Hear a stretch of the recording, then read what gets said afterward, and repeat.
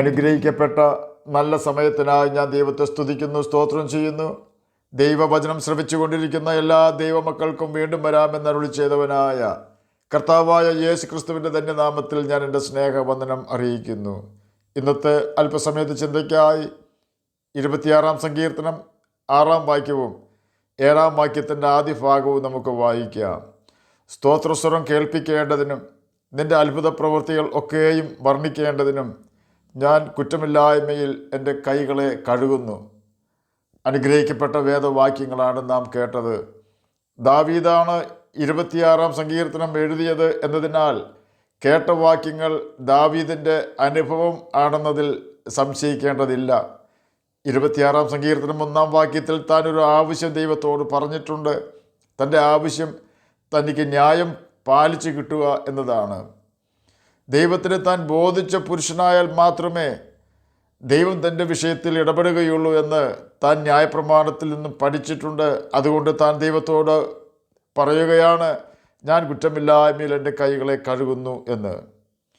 വ്യവസ്ഥകളോട് കൂടിയ വാഗ്ദാനങ്ങളാണ് ദൈവം തൻ്റെ ജനത്തിന് കൊടുത്തിരിക്കുന്നത്. മഴയും വെയിലും ഓക്സിജനും രാത്രിയും പകലും ഈ ഭൂമിയിൽ ജീവിക്കുവാൻ ആവശ്യമായ ഭൗതിക നന്മകളും സകല മനുഷ്യർക്കും യാതൊരു വ്യവസ്ഥയും കൂടാതെ ദൈവം കൊടുക്കാറുണ്ട്. ദൈവത്തോട് നാം അനുസരണക്കേട് കാണിച്ചാൽ ദൈവാത്മാവ് നമ്മെ വിട്ടു പോകും. ആൾപ്പാർപ്പില്ലാത്ത വീടുകളിൽ ഇടജാതികളും ക്ഷുദ്രജീവികളും നിറയുന്നത് പോലെ ദൈവാത്മാവില്ലാത്ത ഹൃദയങ്ങളിൽ ദുരാത്മാവ് ഇരച്ചു കയറുന്നു. ദുരാത്മാക്കളാണ് ദൈവം മനുഷ്യർക്ക് കൊടുക്കുന്ന സകല നന്മകളും തടഞ്ഞു വയ്ക്കുന്നത്. ചില വ്യക്തികൾ ചിന്തിക്കുന്നത് തങ്ങളുടെ ജീവിതത്തിലെ പരാജയങ്ങൾക്ക് കാരണം ദൈവമാണ് എന്നാണ്. ദൈവം അപ്രകാരം ചിന്തിക്കുന്ന തൻ്റെ മക്കളോട് ബൈബിളിൽ കൂടി സംസാരിക്കുന്നത് ഇപ്രകാരമാണ്: അവർ നിന്നെ ഞെരുക്കുന്നത് എൻ്റെ ഹിതപ്രകാരമല്ല, നിന്നെ ഞെരുക്കുന്നവൻ്റെ മാംസം ഞാൻ തീറ്റിക്കും. യെശയ്യാ പ്രവചനം 49 അധ്യായം 26 വാക്യത്തിലാണ് ഇത് രേഖപ്പെടുത്തിയിരിക്കുന്നത്.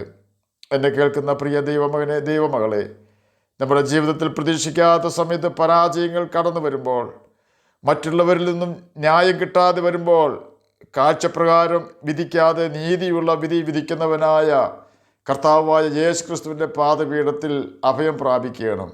അവനാണ് നമ്മുടെ നല്ല സ്നേഹിതനും വീണ്ടെടുപ്പുകാരനും. അവൻ നമുക്ക് ന്യായം നടത്തി തരും നിശ്ചയം. നമ്മുടെ വശത്തു നിന്നും നാം ചെയ്യേണ്ടതൊന്നു മാത്രം: കർത്താവിൻ്റെ കൽപ്പനകൾ അനുസരിച്ച് ജീവിക്കുകയും അവൻ്റെ സ്നേഹത്തിൽ വസിക്കുകയും കുറ്റമില്ലായ്മയിൽ നമ്മുടെ കൈ കഴുകുകയും ചെയ്തുകൊണ്ട് നാം ദൈവസന്നിധിയിൽ നിഷ്കളങ്ക ഹൃദയത്തോടെ നടക്കുന്നവരാണ് എന്ന് ഉറപ്പ് വരുത്തി ജീവിക്കുക എന്നതാണത്. ദൈവകൽപ്പനകൾ അനുസരിച്ചുകൊണ്ട് ഹൃദയത്തിൽ അകൃത്യം കരുതാതെയും അശുദ്ധ ചിന്തകൾ ഹൃദയത്തിൽ സൂക്ഷിക്കാതെയും ആർക്കെതിരെയും ഹൃദയത്തിൽ ദോഷം ചിന്തിക്കാതെയും സൂക്ഷിക്കുന്ന ഹൃദയമാണ് നിഷ്കളങ്ക ഹൃദയം. നമുക്ക് നിഷ്കളങ്കതയോടെ നടക്കുവാൻ പ്രയാസം ഉണ്ടാവുകയില്ല. എന്നാൽ നമ്മുടെ വീട്ടിനകത്ത് നമുക്ക് നിഷ്കളങ്കതയോടെ നടക്കുവാൻ കഴിഞ്ഞാൽ അത് ശ്രേഷ്ഠകരവും ദൈവം പ്രസാദിക്കുന്ന കാര്യവുമാണ്. അത്രമാത്രം അതിന് ബുദ്ധിമുട്ടുണ്ട്. ദാവീദ് പറയുന്നു, ഞാൻ എൻ്റെ വീട്ടിൽ നിഷ്കളങ്ക ഹൃദയത്തോടെ പെരുമാറും. 101 സങ്കീർത്തനം 2 വാക്യമാണ് നാം കേട്ടത്. യഹോവ ന്യായം പാലിച്ചു തരുവാൻ അവനിൽ തന്നെ നാം ആശ്രയിക്കണം. ആശ്രയിക്കുക എന്നാൽ വെയിറ്റ് പേഷ്യൻ്റ്ലി എന്നാണ് അർത്ഥം. ക്ഷമയോടെ ദൈവത്തിന് വേണ്ടി അവൻ പ്രവർത്തിക്കുവോളം കാത്തിരിക്കുക എന്ന് സാരം. തന്നെയുമല്ല, ദൈവത്തിൻ്റെ സത്യത്തിൽ നാം നടക്കണം. ദൈവം മുഖപക്ഷം കാണിക്കുന്ന ദൈവമല്ല. തനിക്ക് ബോധിച്ച പുരുഷനായ ദാവീദ് തെറ്റ് ചെയ്താൽ അവനെയും, തന്നോട് പാപം ചെയ്ത ശൗൽ തെറ്റ് ചെയ്താൽ അവനെയും അടിക്കുന്നവനാണ് കർത്താവായ യേശു ക്രിസ്തു അഥവാ യഹോവയായ ദൈവം. വ്യർത്ഥന്മാരോട് കൂടെ ഇരിക്കുകയോ കപടക്കാരുടെ അടുക്കൽ ചെല്ലുകയോ ചെയ്യുവാൻ പാടില്ല. വ്യർത്ഥകാര്യങ്ങളിൽ സമയം ചിലവഴിക്കുന്ന വ്യക്തികൾക്ക് സമയം പോകുവാനായി അനേകം തെറ്റുകളിൽ അവർ ചെന്ന് ചാടുന്നു. നാം ആ വ്യക്തികളോടൊപ്പം ഇരുന്നാൽ നാമും അവരെപ്പോലെ ചതിയനും വഞ്ചകനും തട്ടിപ്പുകാരനുമായി തീരും. കപടക്കാർ എന്നാൽ ആത്മവഞ്ചകൻ എന്നാണ് അർത്ഥം. വഞ്ചകന്മാരുടെ അടുക്കൽ ചെന്നാൽ നാം വഞ്ചിക്കപ്പെടും. നാമും ആത്മവഞ്ചകന്മാരായി തീരും. ദൈവം വെറുക്കുന്ന പാപങ്ങളാണ് ഈ കൂട്ടർ ചെയ്യുന്നത്. നിത്യനരകത്തിലേക്ക് അവർ നമ്മെ കൊണ്ടുപോകുവാൻ ഇത് ഇടവരുത്തും. നാം കേട്ട പാപകാര്യങ്ങളിൽ നിന്നെല്ലാം ഒഴിഞ്ഞു മാറിക്കൊണ്ട് കുറ്റമില്ലായ്മയിൽ നമ്മുടെ കൈ കഴുകിയാൽ നമുക്ക് നമ്മുടെ കർത്താവിനെ സ്തോത്രസ്വരം കേൾപ്പിക്കുവാനും ദൈവത്തിൻ്റെ അത്ഭുത പ്രവൃത്തികളെ വർണ്ണിക്കുവാനും സാധിക്കും.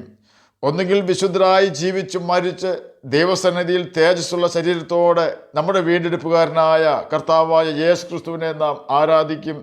അതല്ല എങ്കിൽ പാപം ചെയ്ത് നിത്യശിക്ഷാവിധിയിൽപ്പെട്ട് ഗന്ധകം കത്തുന്ന തീ പൊയ്കയിൽ യുഗായുഗങ്ങൾ സാത്താനോടൊപ്പം കരയുകയും പല്ല് കടിക്കുകയും ചെയ്യേണ്ടി വരും. എന്നെ കേൾക്കുന്ന പ്രിയ ദൈവമകനെ, ദൈവമകളെ, നാം നരകത്തിൽ കിടന്ന് കരയുവാനോ പല്ല് കടിക്കുവാനോ വരാതിരിക്കുവാനാണ് കർത്താവായ യേശു ക്രിസ്തു നമുക്ക് വേണ്ടി കാൽവരി ക്രൂശിൽ യാഗമായി തീർന്നത്.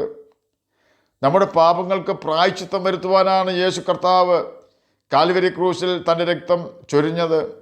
നമ്മെ ദൈവമക്കളാക്കുവാനാണ് യേശു തൻ്റെ ആത്മാവായ പരിശുദ്ധാത്മാവിന് നമുക്ക് തന്നത്. നാം യേശു ക്രിസ്തുവിൻ്റെ യാഗമരണം അംഗീകരിച്ച് നമ്മുടെ പാപങ്ങൾ ഏറ്റുപറഞ്ഞ് ഉപേക്ഷിച്ചാൽ യേശു നമ്മുടെ സകല പാപങ്ങളും ക്ഷമിക്കുകയും നമ്മെ ദൈവമക്കളാക്കി തീർക്കുകയും ചെയ്യും. നാം യേശുവിൻ്റെ കൽപ്പനകൾ അനുസരിച്ചാൽ യേശു തൻ്റെ ആത്മാവിനാൽ നമ്മെ നിറയ്ക്കും. പരിശുദ്ധാത്മാവ് നമ്മുടെ ഹൃദയത്തിൽ വന്നാൽ അവൻ നമ്മെ സകല സത്യത്തിലും വഴി നടത്തും.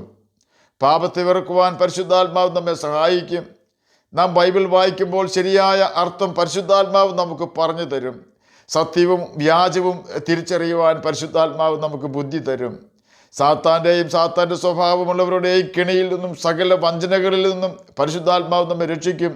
തെറ്റായ ഉപദേശം തരുന്നവരെ തിരിച്ചറിയുവാൻ പരിശുദ്ധാത്മാവ് നമ്മെ സഹായിക്കും.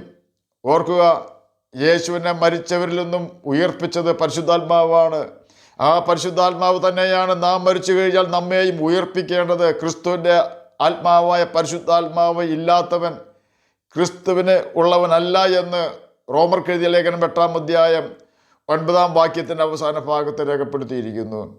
ഒന്നുകിൽ നമുക്ക് ക്രിസ്തുവിനുള്ളവർ ആകാം, അല്ലെങ്കിൽ നമുക്ക് എതിർ ക്രിസ്തുവിനെ ഉള്ളവർ ആകുവാൻ കഴിയും. ക്രിസ്തു യഹോവയാ ദൈവമാണ് എന്ന് നാം മനസ്സിലാക്കണം. എതിർ ക്രിസ്തു സാത്താനാണെന്നും നാം തിരിച്ചറിയണം. ദൈവകൽപ്പനകൾ അനുസരിച്ചാൽ നാം ക്രിസ്തുവിനുള്ളവരാകും. പാപം ചെയ്ത് ജീവിച്ചാൽ നാം സാത്താനുള്ളവരാകുമെന്ന് 1 യോഹന്നാൻ 3-ാം അധ്യായം 8-ാം വാക്യം നമ്മെ പഠിപ്പിക്കുന്നു.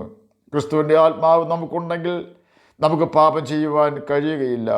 തെറ്റായ ഉപദേശം കൊടുക്കുവാനോ തെറ്റായ ഉപദേശം സ്വീകരിക്കുവാനോ നമുക്ക് കഴിയുകയില്ല. സർപ്പം ഹവ്വായെ ദൈവകൽപ്പന തെറ്റായി പഠിപ്പിച്ചപ്പോൾ അവൾ അത് വിശ്വസിക്കുകയും സാത്താൻ്റെ അടിമയായി തീരുകയും ചെയ്തു. സാത്താൻ ആ പ്രവൃത്തി ഇന്നും അനേകരിൽ കൂടി നടത്തിക്കൊണ്ടിരിക്കുന്നുവെന്ന് നാം മനസ്സിലാക്കുകയും സത്യവചനം യഥാർത്ഥമായി പഠിപ്പിക്കുകയും സത്യവചനം യഥാർത്ഥമായി പഠിക്കുകയും സത്യവചനം യഥാർത്ഥമായി അനുസരിക്കുകയും ചെയ്തുകൊണ്ട് നമുക്ക് നിത്യജീവൻ അവകാശികളായി തീരാം. അതിന് കർത്താവ് നമ്മെ സഹായിക്കട്ടെ എന്ന് പ്രാർത്ഥിച്ചുകൊണ്ട് ഞാൻ എൻ്റെ വാക്കുകളിൽ നിന്ന് വിരമിക്കുന്നു. നമുക്ക് പ്രാർത്ഥിക്കാം. ഞങ്ങളെ സ്നേഹിക്കുന്ന സ്വർഗീയ പിതാവേ, നല്ല വചനത്തിനായി അങ്ങയെ സ്തുതിക്കുന്നു, സ്തോത്രം ചെയ്യുന്നു. എന്നെ കേൾക്കുന്ന ഏതെങ്കിലും പ്രിയപ്പെട്ടവർ അങ്ങയെ തിരിച്ചറിയാതിരിക്കുന്നുവെങ്കിൽ അങ്ങയെ തിരിച്ചറിയുവാൻ തക്ക ഹൃദയം അങ്ങ് അവർക്ക് കൊടുക്കണമേ. അങ്ങയുടെ വചനം പ്രമാണിച്ചുകൊണ്ട് കർത്താവെ, ജ്യോതിഷികളെപ്പോലെ ഈ ഭൂമിയിൽ തിളങ്ങുവാനും നിത്യജീവൻ അവകാശികളായി തീരുവാനും അടിയനെ കേൾക്കുന്ന അങ്ങയുടെ കുഞ്ഞുങ്ങളെ സഹായിക്കുകയാണമേ. പാപത്തെ വെറുക്കുവാൻ ഞങ്ങളെ സഹായിക്കുകയാണമേ. അങ്ങയുടെ പരിശുദ്ധാത്മാവിനാൽ ഞങ്ങളെ നിറയ്ക്കുകയാണമേ. പഠിക്കുന്ന കുഞ്ഞുങ്ങൾക്ക് പഠിക്കുവാനുള്ള ബുദ്ധിയും ജ്ഞാനവും ഓർമ്മശക്തിയും കൊടുക്കുകയാണമേ. രോഗത്താൽ ഭാരപ്പെടുന്നവർക്ക് രോഗസൗഖ്യം കൊടുക്കുകയാണമേ. പ്രാർത്ഥന കേട്ടതിനായി സ്തോത്രം. യേശുവിൻ്റെ നാമത്തിൽ തന്നെ ആമേൻ. കർത്താവ് എല്ലാവരെയും അനുഗ്രഹിക്കട്ടെ. സ്തോത്രം.